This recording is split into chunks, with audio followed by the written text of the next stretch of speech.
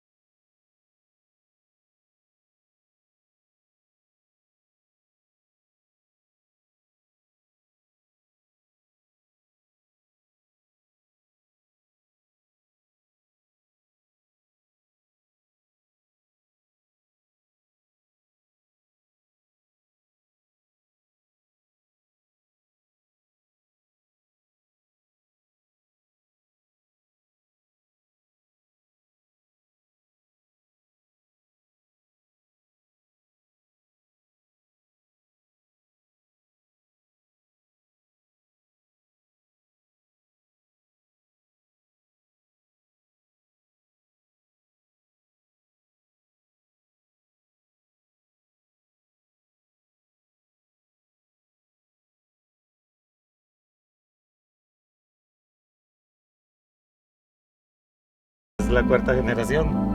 Yo lo que quiero es darles el ejemplo a ellos y que ellos sigan, ¿verdad? Que ellos sigan porque ese ha sido el amor de mi vida.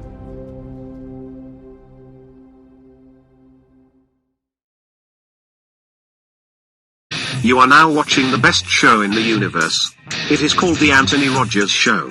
You probably wish that this was your show. But it is not your show. It is The Anthony Rogers Show. Tell everyone you know to watch this show. Enjoy. Welcome back to the greatest show in the entire universe. Today we have a huge music guest, Arizona Lindsey, and she's going to bless us with a song. How are you doing? I'm doing good. Thank you so much for having me. Thank you as well. It's cool. All right, so this song is called I Didn't Fit In Anyway.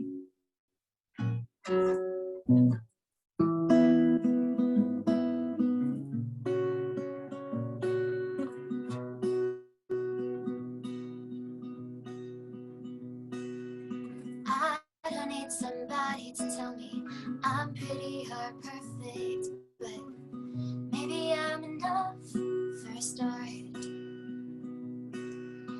Everybody's saying that they don't mean it, but impact ain't intent, it's the scar. So my hair is a mess, my shirt's as long as a dress, and I look like a 90s robe store. And with all of my tattoos and my 50s pin-up girl shoes, you think I get more love from my old car. Well, it's easy to say I didn't fit in anyway, so when they put me down, I'm ready for a fall. Point out all my limitations from their high-ass expectations. Tie my laces, push me down and watch me fall. But no more crying when it's over. Gaslight me when I'm sober, 'cause I'd rather be my mess than fit in it all.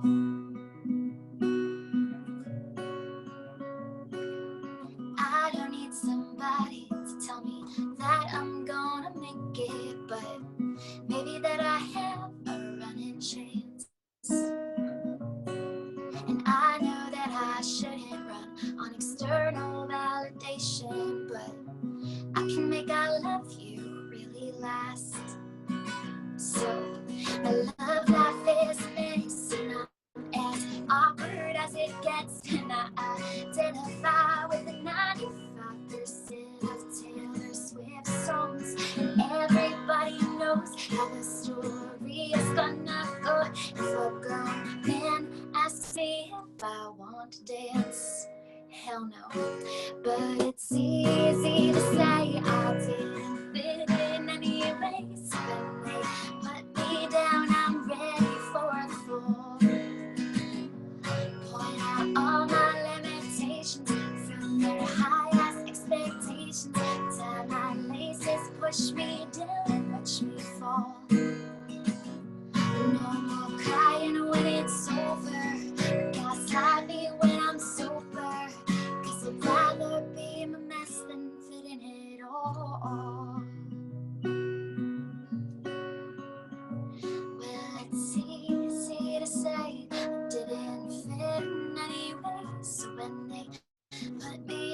I'm ready for that fall. And with all of my tattoos and my 50s pin-up girl shoes, you think I'd get more love from everyone?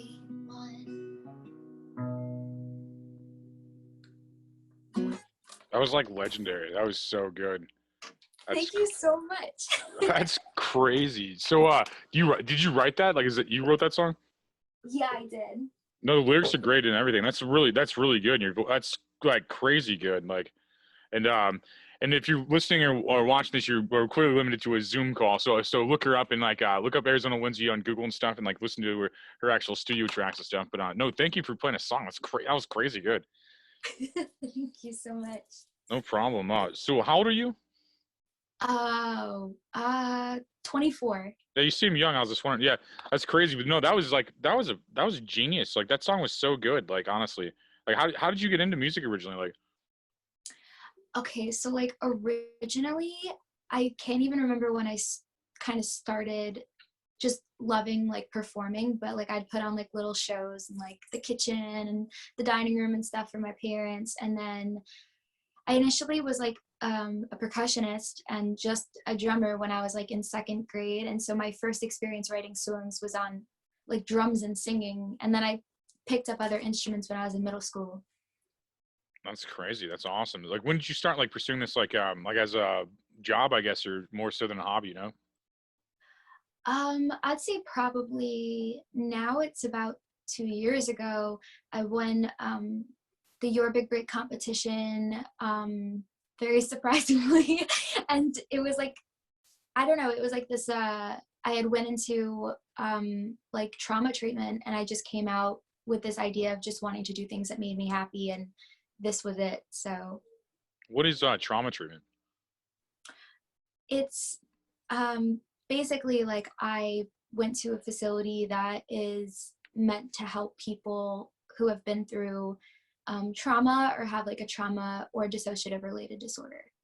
Okay, to make you deal with like issues more so than just mask them or hide them or something, basically. Yeah, like that's definitely part of it. If you're going back for like more preventative work, I at that time was there for more of an like I don't know what the term is, like I guess crisis management, and learning that I guess that I even had a trauma disorder that was onsetting. And now I've definitely gone back to do more like that preventative work you were kind of talking about. That's crazy. No, it's interesting. So you're just like kind of like a weak point. You're just like, all right, I'm just gonna do awesome stuff. Like I just don't want to like more or less like my paraphrase. Am I paraphrasing correctly? Like, Yeah, I mean, like I think that people sometimes get to a point where you got to figure out like how to make your life your own when it's always belonged to someone else, you know? no, it's crazy to think about. Yeah, no, it's true. And like your music's like amazing. Like I don't, I'm kind of a like a snob or something. Like I usually I'll be like polite to people. I'm like, oh, that was like a good song. But like that was like a really good song. They're like, that's crazy. Like you're gonna be like huge probably. Like that's nuts. Like I mean, like that's like that was like a really good song. Like I don't know how to, you know what I mean? Like most people, like, I don't know. Most people can't do that, I think. Like basically.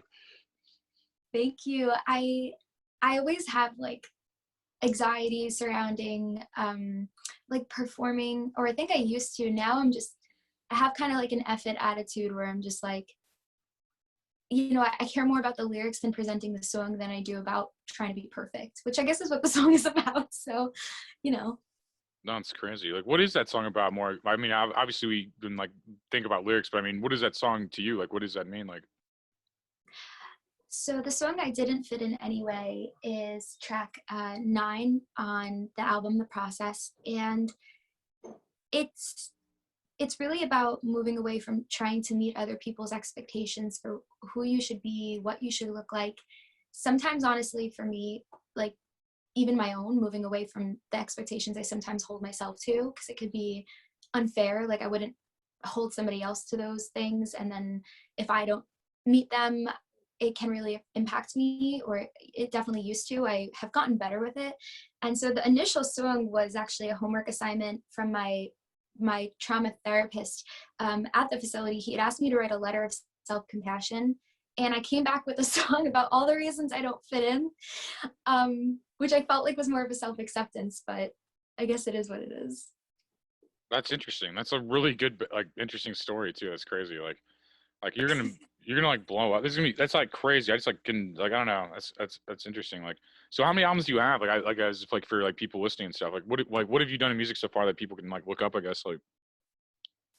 Yeah, okay, so I have my first album was called The Castle You Built Me, and I'm still proud of it because it's like it's my first album. It'll always be my first album. But it's songs that I've written between the ages of like 13, 14 to when I was, I think, 19 recording it. Or no, 20, whatever. But a lot of the songs were like me fixing up songs that I had written when I was a teenager. And that's why it's like so close to my heart. But that was my first album. I mean, some of the ones I had written close to the time of production. And then this album, which just came out on April 9th, is called The Process, and it's about the process of going through trauma and entering into the trauma recovery process. I think a lot of people need that information. I think like really, I think a lot of people end up being like delusional without dealing with their like any kind of trauma. You know what I mean? Like they end up being like this, like what's that called, cognitive dissonance, like mostly, and I think it's affecting like a lot of people. I think this is like throughout the I'd say a lot of people like are dealing with that probably. You know what I mean? It's crazy. Yeah. That's insane. Well, a more positive subject. Do you want to play another song maybe or something? Like that was just like awesome. And I think I just have dumb questions. Like I feel like that was, your songs are just. You know what I mean? I can ask you more questions, but like if you want to play a song, that'd be killer. It's like it's so good. Like I don't know. Sure. Yeah. Okay. I kind of just threw that on you. Sorry. I didn't know if that was like. No, crazy. But we already got through like one. You know what I mean? Like it's just bound to happen again. Hey, we're going to take a break for a second. While you're listening to this episode and this awesome song that's about to happen, go to yummylotus.com and get some locally crafted vegan and gluten-free jams made from the freshest ingredients. They have amazing tasting pepper jams, and I suggest you try some now. And, that's funny. I don't know what that means. Okay, so this song is called The Sinking Ship. It's not necessarily like, I guess, a happier subject, but it's definitely a really important one that's very close to my heart. It's about overcoming suicide ideation, which is what led me into my hospitalization. So I think it could help a lot of people. Okay.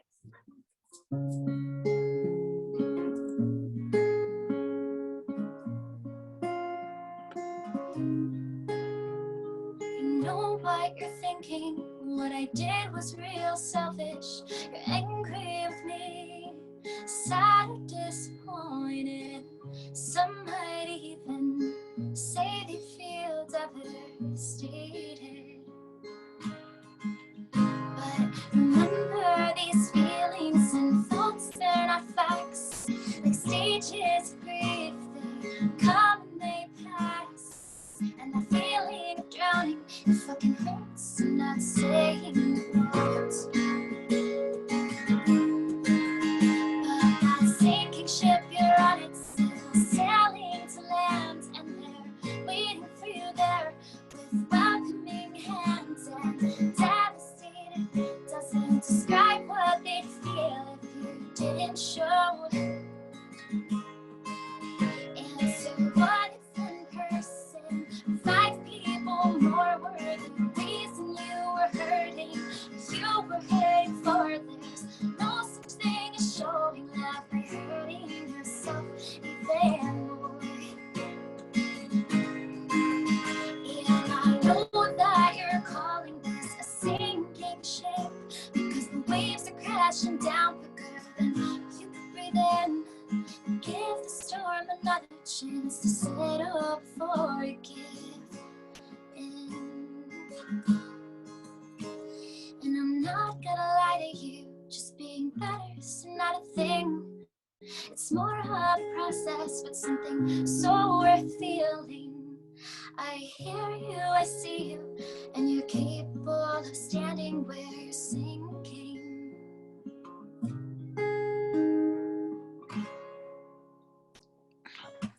That's great. That's crazy.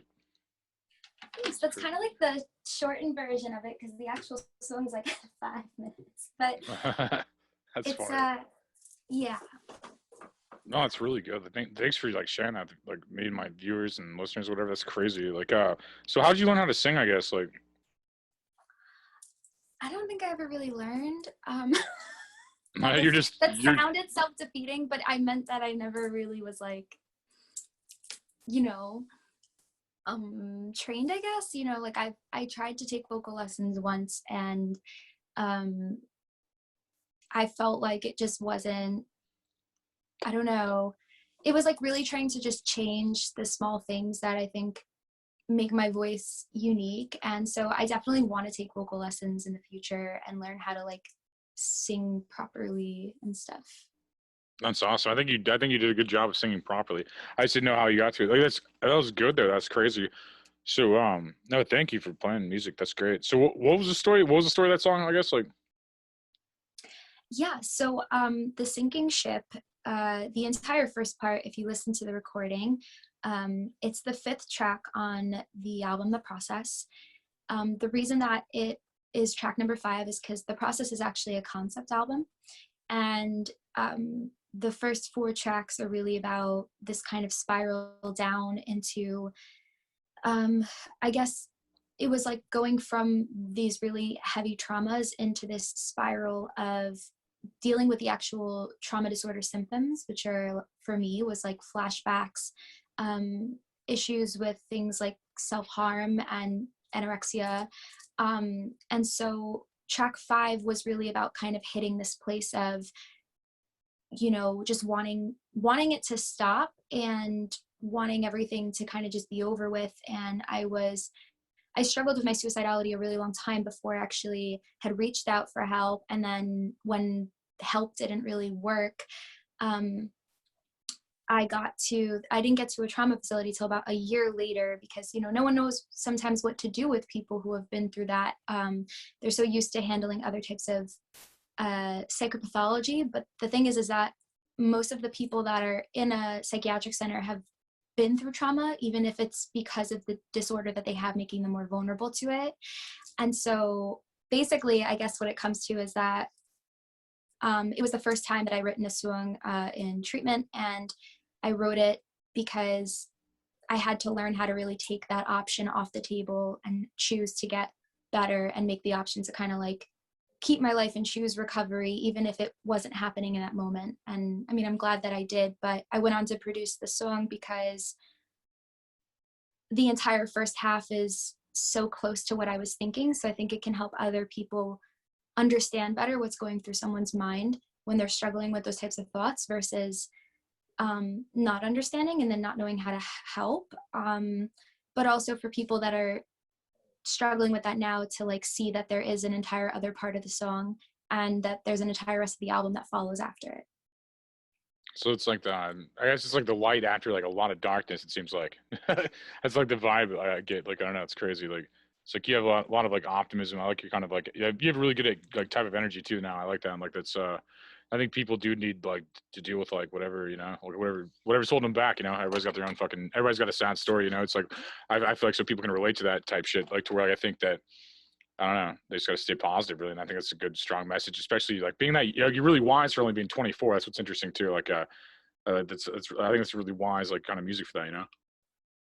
Yeah, I grew up being influenced by so many different artists and stuff, and so like I think one of the hardest things sometimes about producing music is like having so many different ideas of where to go, and then the industry kind of wanting to fit you into some sort of box so that they could just understand what you're doing. And so like these types of songs that are really about these very difficult subjects, you know, for people to talk about, which is part of the stigma surrounding it, right? Like anything that is difficult to talk about, there's usually something negative around it, but like the less we talk about it, the more secretive that it becomes for people struggling with it. So I think my goal as an artist is to always use my platform, whatever platform that is, to always be talking about things that I guess at one point were silenced. No, it's a good. I think it's a good subject. You know, I think it's a lot more than most people are saying. Most people are just like dancing or something. You know, like they don't like say anything. They have like nothing to say. So I know I appreciate like any kind of artist that is like something to say with their platform that's more than just like buy Nikes or something. You know, or whatever people are doing. You know. Yeah, you don't want to see me dance. That's hilarious. Well, do you want to throw out any like links or anything before we get out of here? Like any kind of like way people can find you, stay in contact, or whatever people want to do, like listen to your music, contact you, whatever, you know? You never know what fans want, you know? Yeah, totally. So I'm on pretty much all like social medias. I use my Instagram a lot, but I use Twitter now and TikTok and Facebook and all that really cool stuff. And as far as my music, you can listen to it on any streaming platform, although I do tend to push people to Spotify. Awesome. So check out Arizona Lindsey. That's Lindsey with the like E. I looked up the wrong name like an idiot at first. Like I spelled like Lindsey wrong, I guess. Like as I looked it up, it's like so here's how I'll show this viewers what you should be looking at. Like I'm sharing my screen. So you can find her music like anywhere. This is you Google her, she shows right up. This is how to spell her name if you're watching on YouTube and are watching at home or something rather than listening. If you're listening, it's Arizona Lindsey. It's ArizonaLindsey. Don't make the same mistake as me and spell it wrong. like the first time I was just like, oh my god. But no, there's a lot of great music and today when she was playing music, it still sounded great, but it was like we're limited to like it being a Zoom phone call. You know, like she has like professional recorded versions, like they're very good. And this is one day you're gonna be like, why did I do this show? You're gonna be so big. You're gonna be one of those people I can just tell. You're gonna be like yeah, if you keep doing this, it's gonna be huge. I just feel it. It's weird. Like your music's gonna be big. I could tell. It's crazy. That means like the world to me. So thank you so much. No problem. I keep killing it, and like thank you for sharing the music with my listeners and stuff, and myself. And God bless you. I hope you get rich. I hope you get so rich. You know, like literally. Hey, thanks for watching today's show or listening to today's show or however you're consuming it.